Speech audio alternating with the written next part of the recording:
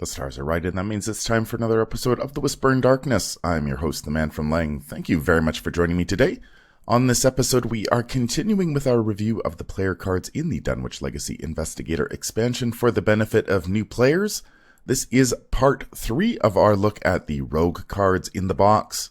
We are going to take a look at Adaptable, Hired Muscle, Lucky Dice, Switchblade Level 2, and Streetwise.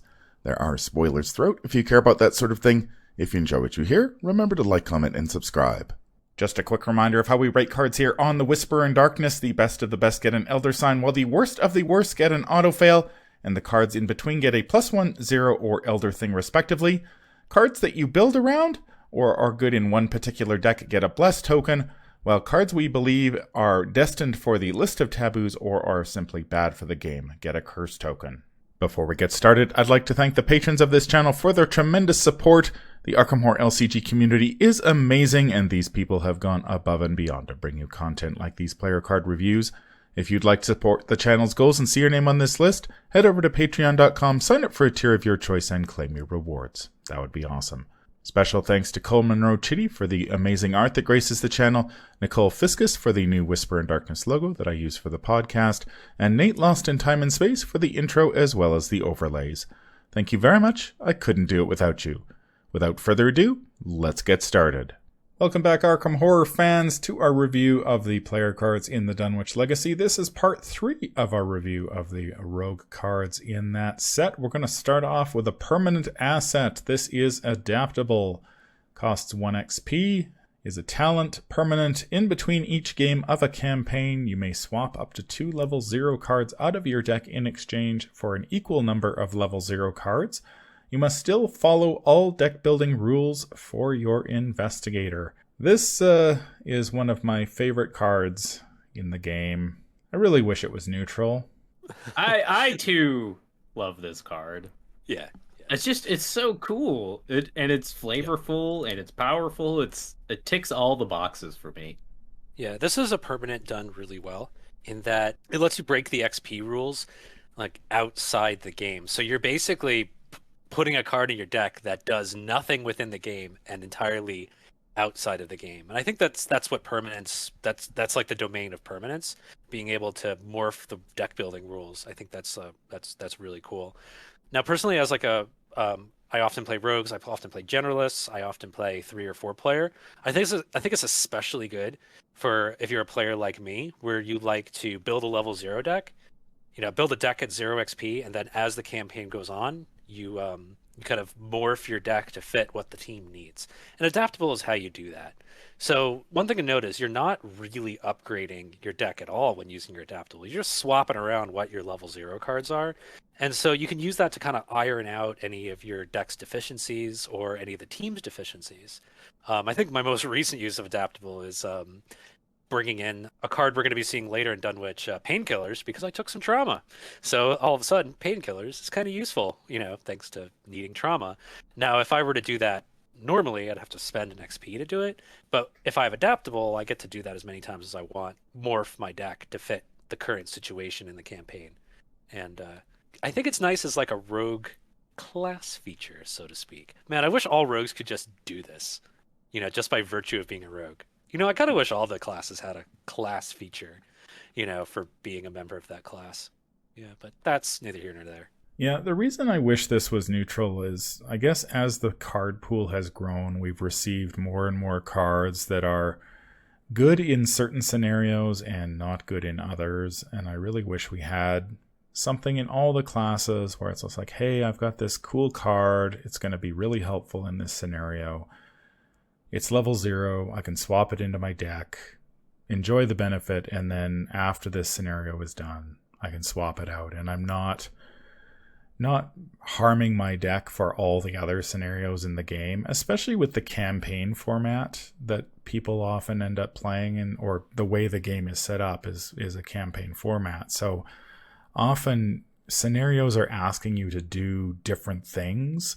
So one scenario might ask you to discover a lot of clues. The next scenario might ask you to kill a lot of enemies. The scenario after that may ask you to evade a lot of enemies. And so it would be nice to have a card that let you tinker with your deck a little bit between scenarios to prepare for that. And so I wish this was neutral, but I can also understand it is sort of a rogue class feature that they get to do this. And I do like picking this up. It's extremely cheap at one XP, so it's very easy to do. Rogues have quite a few good cards that can play around with this. We already looked at one. I'm Out of Here. Great in certain scenarios, not so great in others. Adaptable lets you pick and choose when it's in your deck, and you can tailor your deck to scenarios a little bit. How would we rate this one? Oh, this gets an Elder Sign for me, easy. I love this card. It's really cool. And like all the reasons you had explained earlier, it just allows you to modulate your deck from scenario to scenario to really, meet the needs of what you're going to be able to do, which is just a really nice tool to have in campaign. And oftentimes it feels really not great to swap out level 0 cards for experience. You often want to spend that upgrading cards rather than swapping cards. Especially especially in Dunwich, where you're already only getting like 2-3 experience per scenario. Like this racks up a lot of experience if you're swapping 2 cards every scenario. Yeah. It's upwards of 14, 16 experience, so that's nothing to scoff at. That being said, it's kind of limited in what it can do because it is only 2 cards, and if your deck is perfectly built, you may not need to swap cards in and out a lot, but just the fact that it lets you cover up inefficiencies or wrinkles in your team's composition, I think is pretty great. I give this thing an Elder Sign as well. Any character who can take it, I usually end up taking it after scenario 1, just to tweak things around based on the current situation. So, and I think this is a good example of what permanence can and probably should be doing. Really outside the game, really interesting effects. Yeah, meta effects. It is worth noting that this is non-unique, so you can have 2 copies of Adaptable if you want, in which case you can swap 4 cards in your deck, which gives you a lot of flexibility. I'll give this one an Elder Sign as well. I really like this card. I love the ability to swap cards out if necessary without having to spend XP, especially on level 0 cards. And since the card pool has grown, there are a lot more cards in the game that are situationally good in certain scenarios and not good in others. And this is a very easy way of adding those cards to your deck, especially if those cards are situationally good in, say, scenario 5 and not, say, scenario 2 or 1 or 2 when you would normally have them. It's just okay, there's this card that's going to be good in scenario 6, no problem. I have Adaptable that I can use to get that card without having to really change my deck all that much. So a really cool effect for rogues. The next card is an asset. This is Hired Muscle. 1 cost asset that costs 1 experience point. It has a combat skill icon, ally, and criminal trait. You get +1 combat. However, forced at the end of the upkeep phase, you must either pay 1 resource or discard Hired Muscle. It has 3 health and 1 sanity, and it takes up an ally slot. Thoughts on Hired Muscle? If this card wasn't an ally, it would be amazing.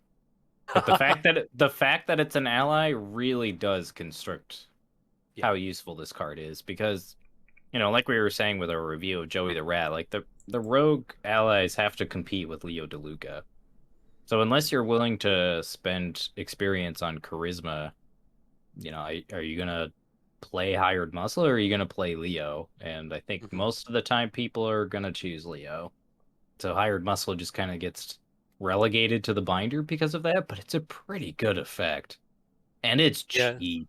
Yeah, the other reason why Hired Muscle tends to get relegated to the binder is because as the card pool expands, rogues have some pretty amazing allies at 3 XP.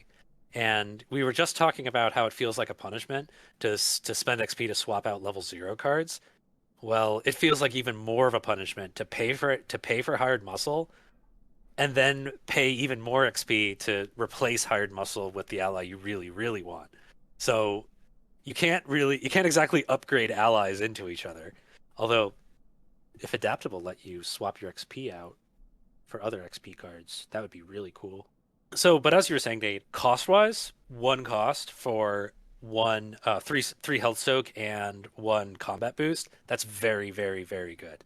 Like, is there any combat boost that's that cheap? If you go into hired muscle thinking, okay, well, I'm gonna play this guy, I'm gonna use the stat boost, but my intention is for him to leave the table, so that way the cost over time doesn't stack up, then this guy's really good because he absorbs 3 health. Yeah, I mean, I can see this comboing very, very well with a card that we haven't looked at yet, Smoking Pipe, where you can kind of use it to heal some horror, put the damage on the hired muscle with the intention of getting the hired muscle off the board. Like, I think a combo like that, if you're playing like Skids or Jenny, I think looks pretty sweet. So this is one of those guys that like you may never play because of because he costs an XP. If he costs 0 XP, it'd be amazing.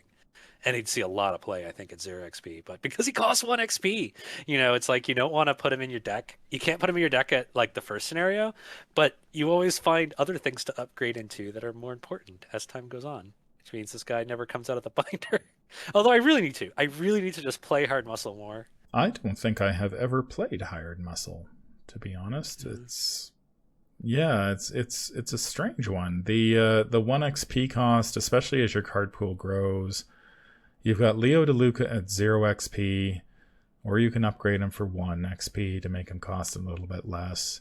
And then you jump right up to like Lola Santiago and Delilah O'Rourke and stuff like that. And poor hired muscle just... I mean, maybe hired muscle gets better once your card pool expands a little bit and you're looking at somebody like Leo Anderson from the Forgotten Age who can play hired muscle for even cheaper. I believe he gets a 1 resource discount on an ally, so he plays hired muscle for free. So you're basically you're paying 1 resource for them at the end of your turn, which is pretty nice. I mean, rogues do have the luxury of generating more resources than other investigators, but man, oh man, that forced effect. Again, I haven't played hired muscle, so it's tough to say, but I feel like you'd really need to time these guys at the right time so you get the biggest bang for your buck without breaking the bank. I'm not too sure how many resources I would be willing to pay to keep these around. Yeah, it's a tough one. Maybe 3? Yeah, because compare it to Beat Cop at that point. Think of it as a Beat Cop that you can get down really early. It's like you're taking out it's like you're paying off the Beat Cop in installments. It's a bribe on layaway is what it is. Yeah, and it's awkward because like you were saying, Manfromleng, like you have to play it at the right time, and the game promotes you to play your assets on turn 1. Like set up your board and then have your board set up and then go from there. But hired muscle is weird in that it kind of requires you to play it right before you want to kill things. Yeah, exactly. Yeah, that's that end of the upkeep phase tax, like it scares. I think that's scary, like because it means you feel like you've failed if you're not getting maximum use out of the hired muscle immediately. I probably haven't played this card simply because in solo, timing is everything, and if you need to play this card sort of right before you want to kill stuff, that's very hard to predict in solo when you're going to need to do that. And so if you play this guy too early, you're paying money and getting nothing. If you play him too late, i.e. the enemy has already hit the table and is on top of you, then you can't play this because then you are taking an attack of opportunity. I think in solo, at least, it ends up just being extremely awkward. Perhaps I think I have seen somebody play this in multiplayer where they were able to, especially in a Leo Anderson deck where they get that discount right off the bat, so it's not as bad, and you use it and then you let it go to like either a horror or you let it take the damage. I think the comparison to Beat Cop is pretty interesting. I think they are working on similar things. And if you if you don't have a ton of resources to begin with, the ability to pay 1 for this guy and get, a very cheap combat boost is pretty good. But I have trouble with this card. I just haven't played it in solo at all. And there is an intellect version of Hired Muscle. I believe it's called Treasure Hunter. Basically the same card, except it's an intellect boost instead of a a combat boost, and maybe the health and sanity are slightly different, but roughly the same card. I don't know if you're just better saving the resources and playing a talent like Hard Knocks or Streetwise or something like that if you're looking for that effect. I think if you lean into the health soak, I think that's where this guy really starts to shine. Because the health soak, he gets to do a job and then leave the table and not charge you anymore. I think there's something there with that. Because what Hard Knocks doesn't provide is damage soak. I'm starting to like that combo of Smoking Pipe and Hard Muscle the more I think about it, as to really leverage the fact that this guy has 3 health soak, which is a lot for 1 cost. How would we rate Hired Muscle? I'm going to give him a blast token. This is, I think, really a card you have to build around. I don't see you shoving this in most decks, but I do think that there is a deck out there that uses something like Hired Muscle, like you were saying, Matt, that uses Hired Muscle, uses some way to like tack damage onto it for some additional benefit, and then you get rid of it. Or you're Leo Anderson, and you have the natural ability to just play it when you need it, which is also pretty good. Because the key thing about Leo is that even with an enemy on him, he could put the Hired Muscle into play. And so he can just wait until he needs it. Yeah, so he kind of overcomes the downsides that you were talking about there, Mr. Leng. I think given that that at this point in the card pool, combat boosts are very expensive. I mean, what do we have? Beat Cop, and that's about it for combat boosts. I think that's kind of where this guy's niche is. If he was 0 XP, I think he'd show up in a lot more decks, because like I was saying, it really sucks to like remove an XP card from your deck to get the ally you really, really want. I think I'm going to give this guy a 0 because he is very inexpensive. He provides a lot of soak, and combat boosts are very expensive at this point in the card pool. I'm going to give Hired Muscle an Elder Thing. I've never played this card. I think it's awkward. I think that you've got to time it right. You've got to have the resources to spare, especially as a solo player where you tend to deal with enemies very quickly and be done with them. I don't know. I've never liked this card very much. The next card we're going to look at is Lucky Dice, or Are They? It is a 2-cost asset that costs 2 experience points. However, it is exceptional, so the Lucky Dice will set you back 4. It has a willpower and agility skill icon, item, and relic traits. As a response, after you reveal a chaos token, spend 2 resources. Ignore that chaos token and reveal another one to resolve. If that token has the autofail symbol, remove Lucky Dice from the game and it takes up a accessory slot. Thoughts on Lucky Dice? I don't like this card. For 4 experience, yeah. Like, I can see where this would be useful, but if your luck is anything like mine, you're going to draw that autofail and you're going to spend 4 resources and discard this card, and then you're going to feel terrible. Yeah, I've actually been trying out Lucky Dice, and the results have been mixed. Because I put it in my deck in order to deal with -4s. Like, the idea is that I'd boost my skill test to be 2 over to cover most of the bag, and then if I draw a -4, I can just re-roll it with Lucky Dice. It has been kind of an overpriced effect, but it's worked out okay. It's kind of overcosted XP-wise compared to other things in the game. Like, you could play Hard Knocks instead, and then you can kind of use that instead to like boost up your combat checks and your evasion tests.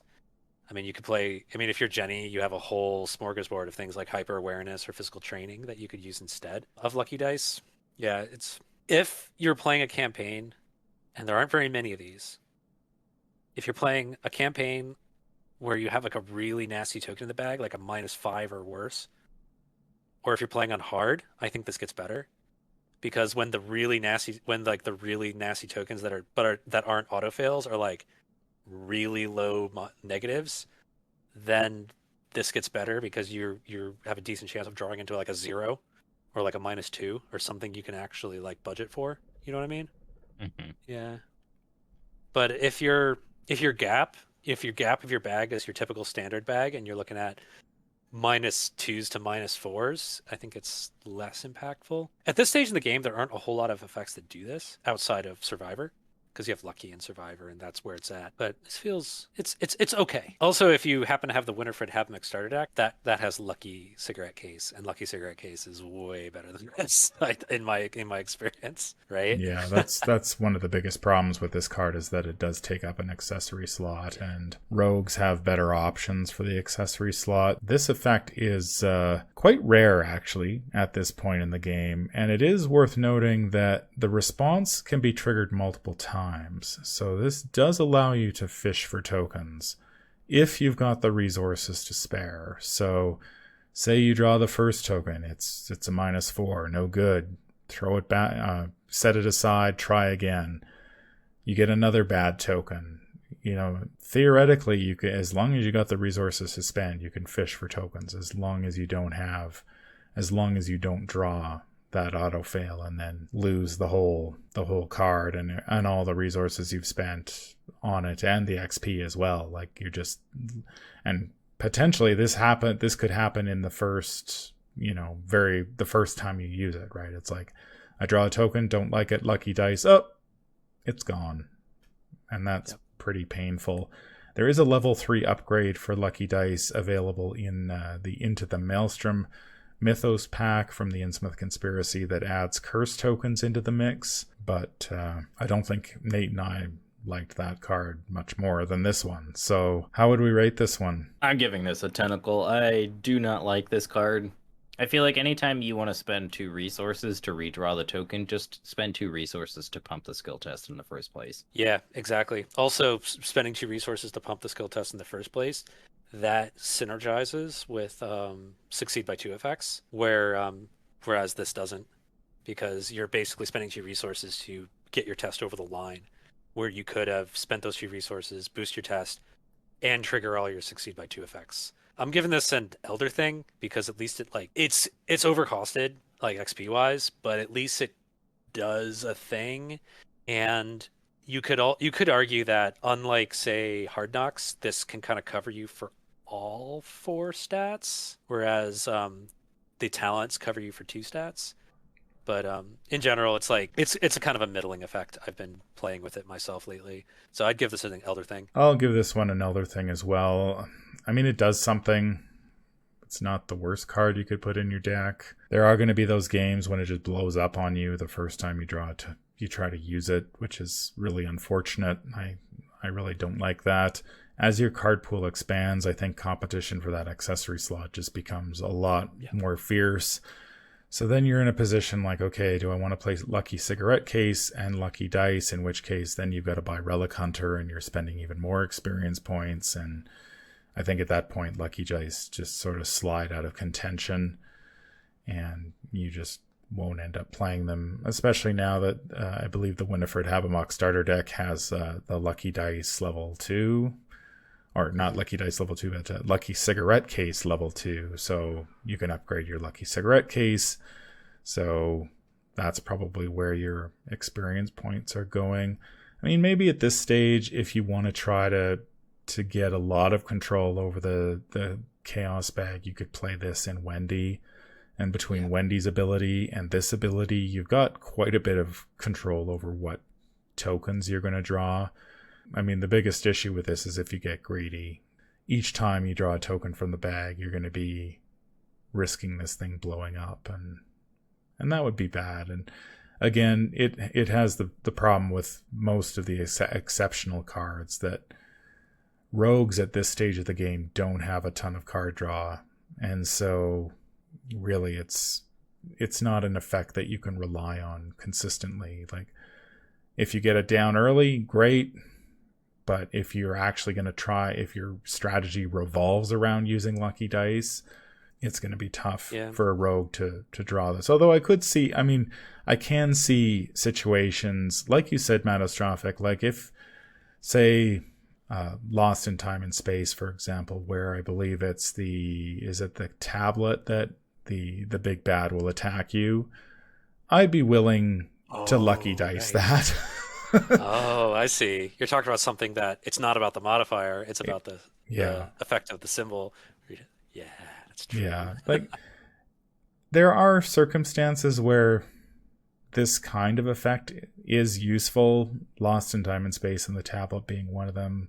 You don't want to be attacked by the big bad in that one. That's just a bad time. But I tend to find that most of the effects on chaos tokens tend not to be that bad. There are a few, but they're few and far between. And I mean, I've played hundreds of games of Arkham Horror at this point and haven't played Lucky Dice, and I've done fine. So if you don't want to buy this card, you'll probably be okay. It's also worth noting that Sure Gamble is in the core set, and Sure Gamble is kind of a one-off similar effect that it is 3 XP, but that just saves your butt, no questions asked. You know, you draw the -4, turn that frown upside down, turn it into a +4. So similar effect, more reliable. That brings us to Switchblade, level 2, 1 cost asset, combat and agility skill icons, item, weapon, melee, and illicit trace. It's fast as an action fight. You get +2 combat for this attack. If you succeed by 2 or more, this attack deals +1 damage, and it takes up a hand slot. Switchblade was originally released in the core set and reprinted in the revised core. Ranks among the worst weapons in the game, especially for low combat rogues who basically have really no chance of triggering it. This one has ended up on the list of taboos. I believe they added 1 XP to it for a total of 3. I've never really understood that. It is sort of above the board for most weapons. Yeah, I think what the designers fear is doing 2 damage without having like an ammo cost to it. You know, they restricted Machete. They've done that with other weapons as well. Yep. And I stand with you, Manfromleng. I don't really get why. I know this card's good. You know, there are certainly times where you can really make use of this, especially if you're playing something like Hired Muscle. But, you know, it's still pretty difficult. Like, as most of the rogues, you're still going to have to put in 1 or 2 skill cards anyway to get that damage consistently. You know, most of the enemies have 4 combat, 3 combat. It only pushes Jenny and Skids to 5, right? Yeah. So, like, you really want to be at least 6 on a test like that if you want to get the 2 damage. And then even still, there is still a chance you draw that -4 or you pass, but you only deal 1 damage. Yeah, and especially fighting, you want to be reliably dealing at 2 damage as often as you can, because combat is when your combat tests do nothing until the enemy falls over. So you need to kill that enemy in the actions that you have budgeted to be able to defeat the enemy.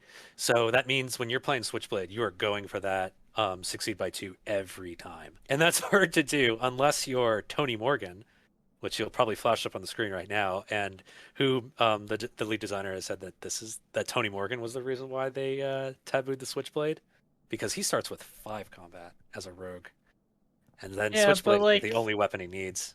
But, that's fine though, right?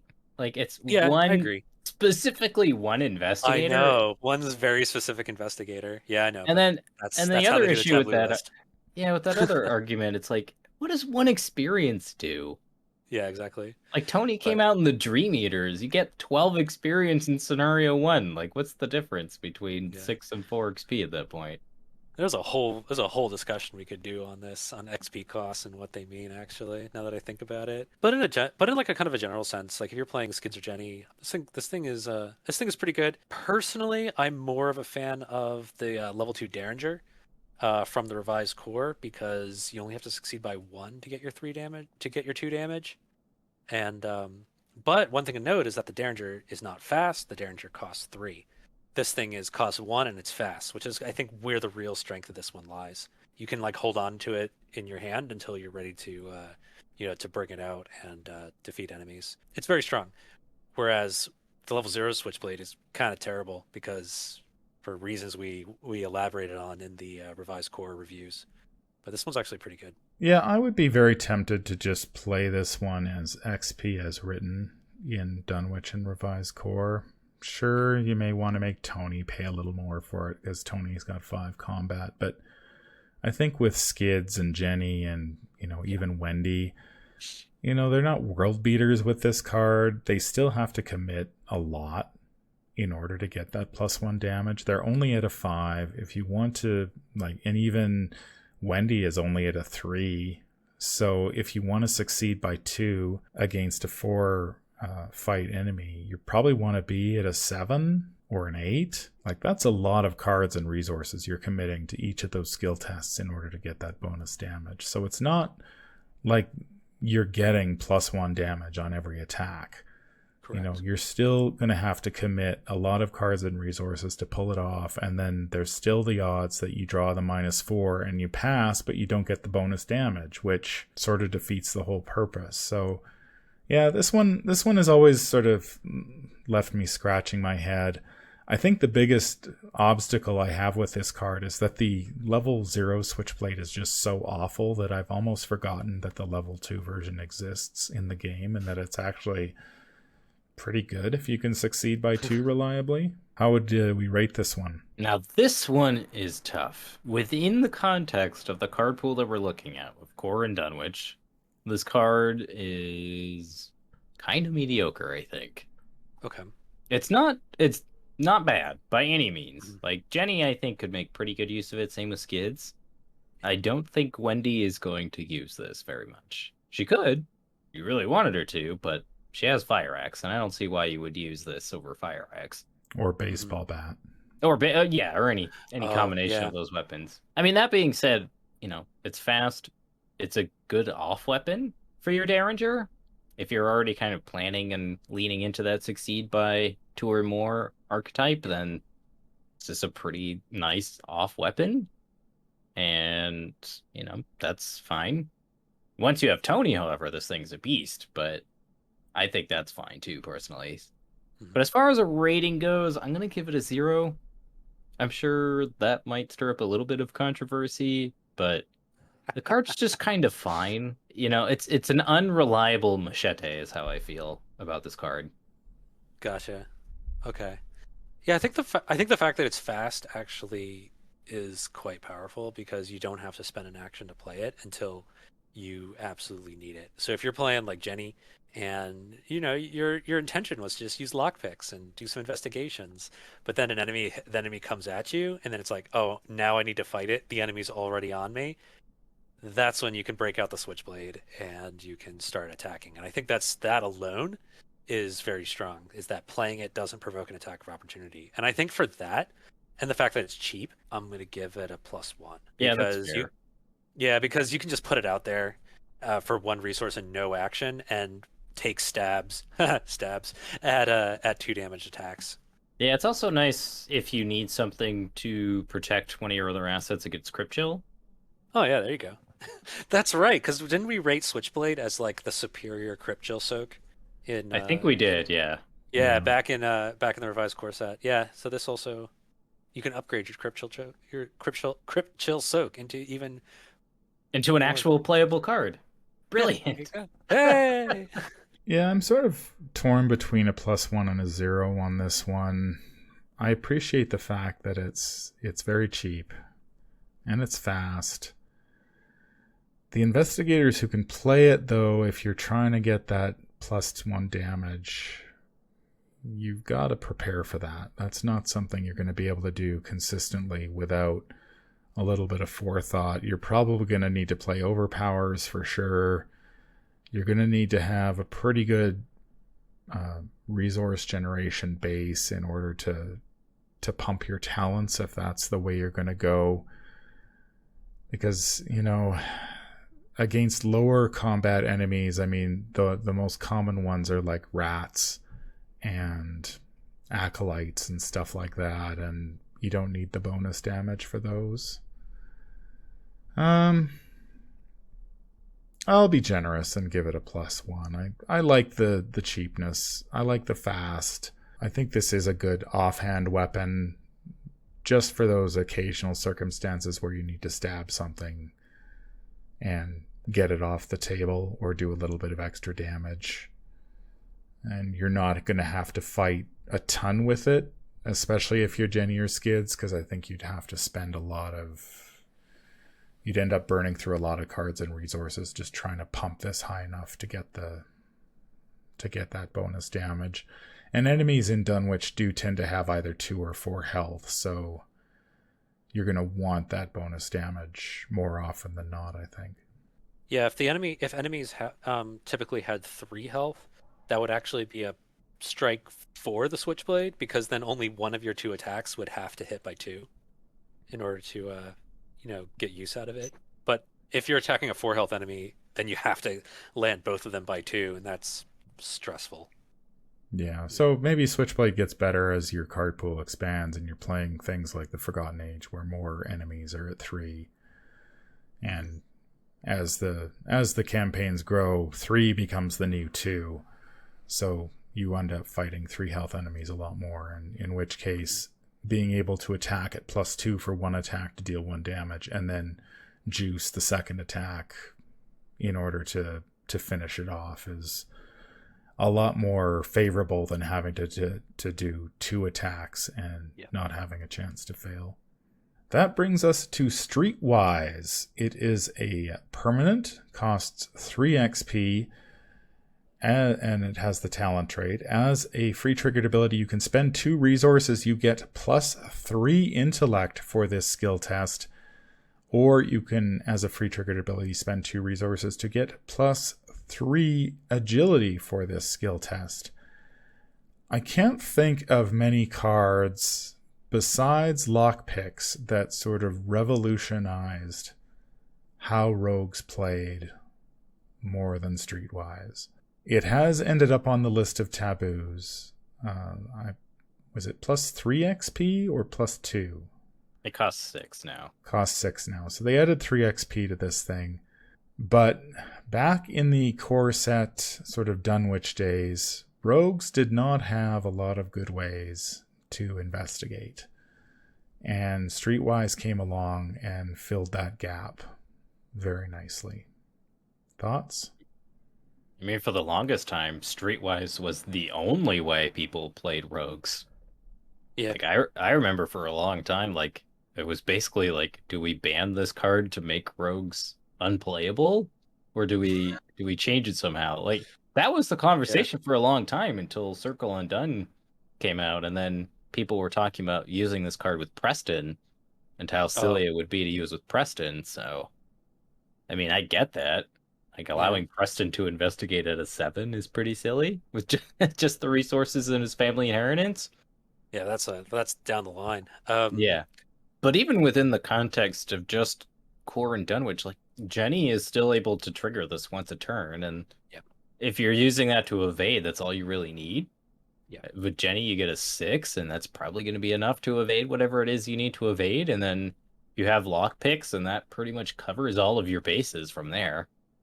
Yeah, now that lockpicks are in the game now as a result of the revised core set, Streetwise becomes less vital, because without lockpicks, and if your skids are Jenny and your intellect is only 3, and you have no access to intellect boosts anywhere, like you have to use Streetwise in order to contribute to the team, because that's all you got. So if you're playing this with a small card pool, like this thing is kind of vital as a rogue, because you don't have a lot of options to be able to do investigations or pull off reliable evasion tests. And it also serves as an outlet for your cash that the designers seem to assume that rogues have gobs and gobs and gobs of, based on the cards we've been seeing so far in this cycle. I've been noticing as we've been going through these reviews that the designers seem to believe, like with Lucky Dice and with Switchblade, that rogues seem to be like have tons of resources.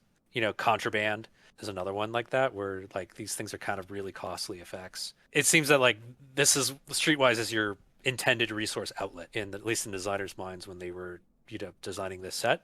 So that makes Streetwise kind of vital, because you're not going to accomplish much without it. Because you need something to spend all that hot streak money on, right? For your lone wolf money, yeah. I mean, it was just one of those. It's one of those cards that just kind of made every rogue deck feel the same. Yeah, which just is bad design. You want your investigators to feel different from one another, and when a card like this is just so necessary for an entire faction to function, then I think at that point you've done something wrong. Yeah. Fortunately, we are in the we're in the second try, so to speak, with the revised core days, and lockpick single-handedly solves that problem. Well, maybe Mhm. not solves, but addresses that problem by letting rogues investigate decently effectively. Yeah, I don't think I've actually played this card all that often lately Hmm. because rogues have gotten so many better options. Not necessarily better than Streetwise, but they've actually received some options where when the core set dropped and Dunwich came along, rogues really just didn't have a lot of ways to get clues outside of flashlight. And, perception was basically it. Streetwise came along and sort of threw them a lifeline and said, okay, here's a way you can actually get some clues. These days, rogues have other ways. They've got intel report from the Circle Undone campaign that just gets them clues. They've got, once they gain some experience, you've got Lola Santiago where they can pay for clues. So they have received a lot more options in that respect. And so while Streetwise was really dominant at this time, I think its dominance has sort of dropped a little bit, and it doesn't feel as oppressive as it once did. I know when Preston was released in the Circle Undone, and I was testing him, and man, oh man, the difference between Streetwise Preston and no Streetwise Preston was extreme.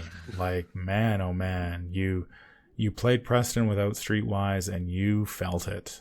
The moment you got Streetwise in your deck, it was just like, okay, now I can breathe. Now I can actually, reliably investigate and get cards. Now, Preston has the issue where, he's just got tons and tons of money, so 2 resources isn't as big a deal for him, as especially if you're throwing in all the other resource generation effects with him. But yeah, it's interesting here how, in Blood on the Altar, they release these permanent talents, and they tried to play around with the talent format. Not entirely successfully. You ended up with Higher Education, which we've already discussed in our Secret Review was way too good. We ended up with Streetwise, which they changed the resource cost, but then tripled the bonus you got, which again proved to be too powerful. They tried Blood Pact, where they threw Doom on the table in order for bonuses. That one kind of ended up in a weird spot. And then Keen Eye was sort of like you spend, but you get for the entire turn.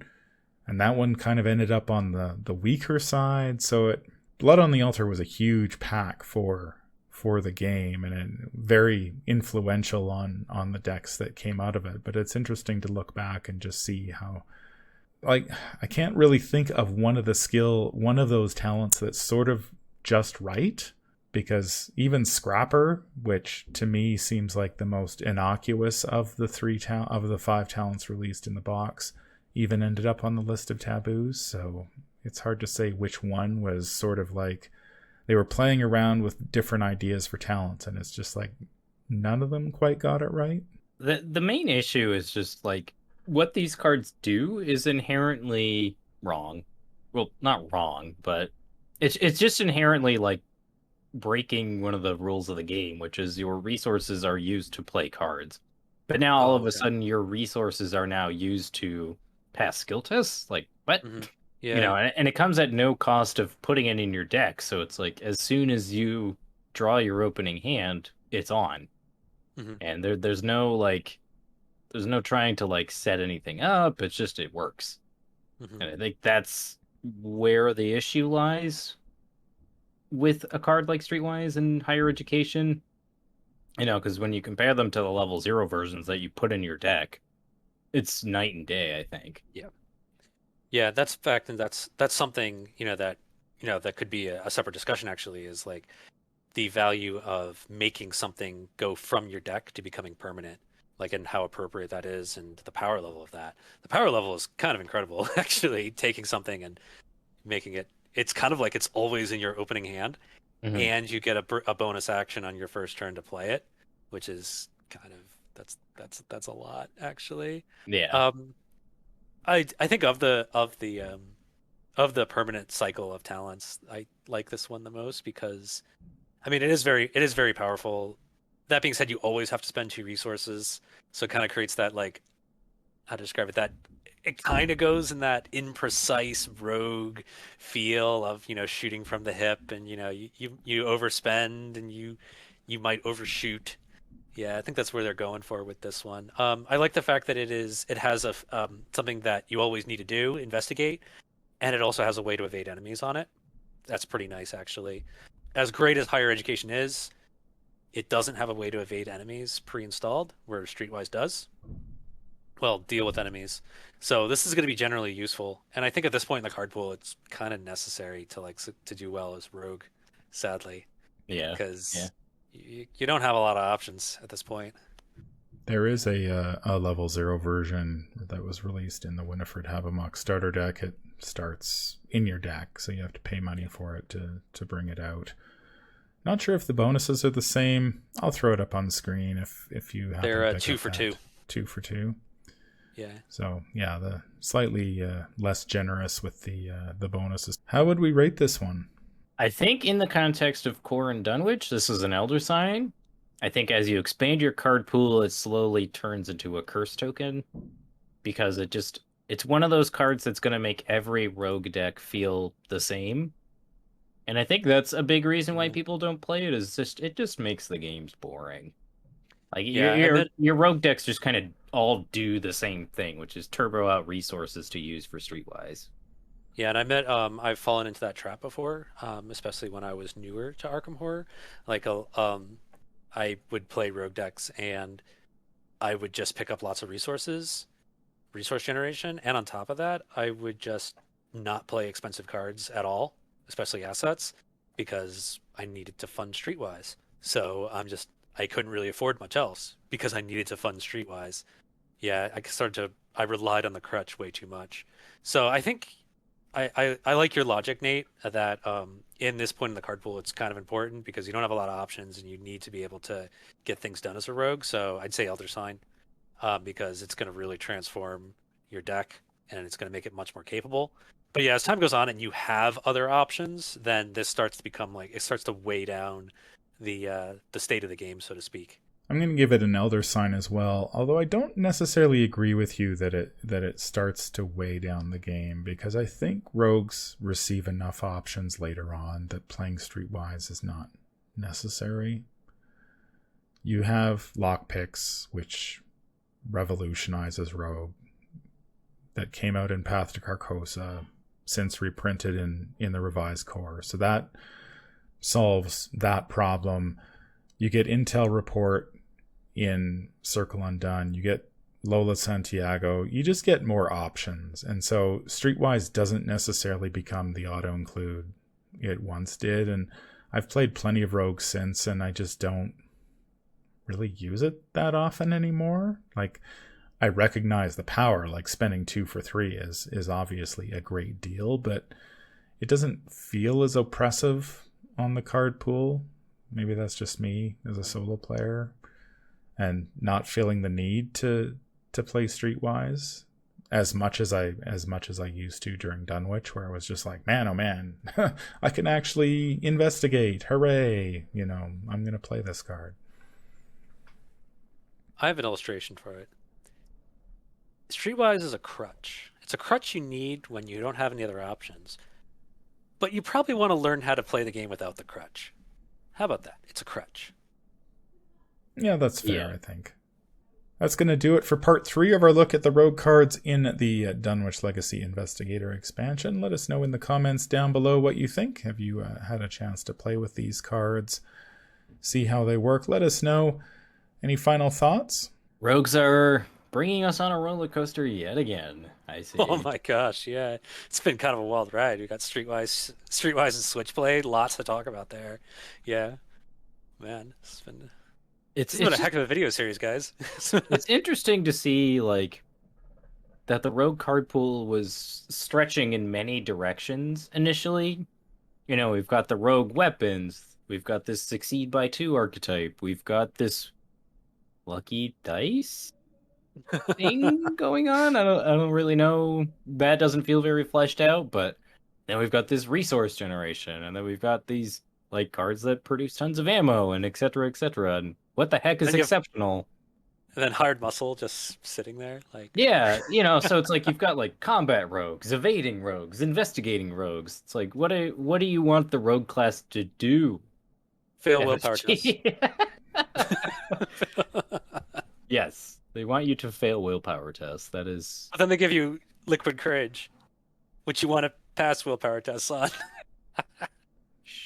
I sort of feel like rogues at this time, yeah, like you said, Nate, they were being pulled in a lot of different directions, and I don't think they had settled on rogues being sort of using their resources for everything. We sort of got a lot of cards that said you want to use your resources for everything, but we didn't quite get the resource generation yet. I mean, we had Hot Streak, sure, which you had to spend a lot of XP to get, and you had Lone Wolf in this set, which is obviously good, but we don't have things like Watch This yet, where you can get resources and some of the other tools that rogues now rely on to generate resources, or even an investigator like Preston, who's sort of like the super Jenny who just gets a bunch of resources dumped on him every turn.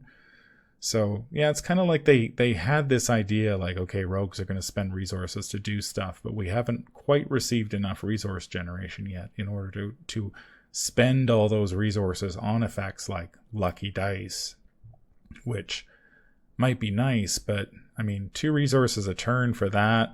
Then you've got Hired Muscle chewing away at your resources. Like, yeah, rogues are good at resources, but I don't think they're that good yet that they can play all of these effects effectively. No. It's just Yeah. you're gonna run out if you try to stretch yourself that thin. And so yeah, it's and of course you've got something like Switchblade as well, which sure you're going to need, I mean, it gives rogues a combat boost, but you're probably going to need to spend cards and resources in order to get over that hump and succeed by 2. So there's lots of demands on rogue resources so far, but not as much resource generation as I think they need. That's going to do it for this episode. If you enjoyed what you hear, remember to like, comment, and subscribe. If you need to contact me, I can be reached at manfromleng@gmail.com. I'm also on Twitter at manfromleng. Until the stars are right, keep your shotgun close and your elder sign closer. Take care out there, and happy investigating.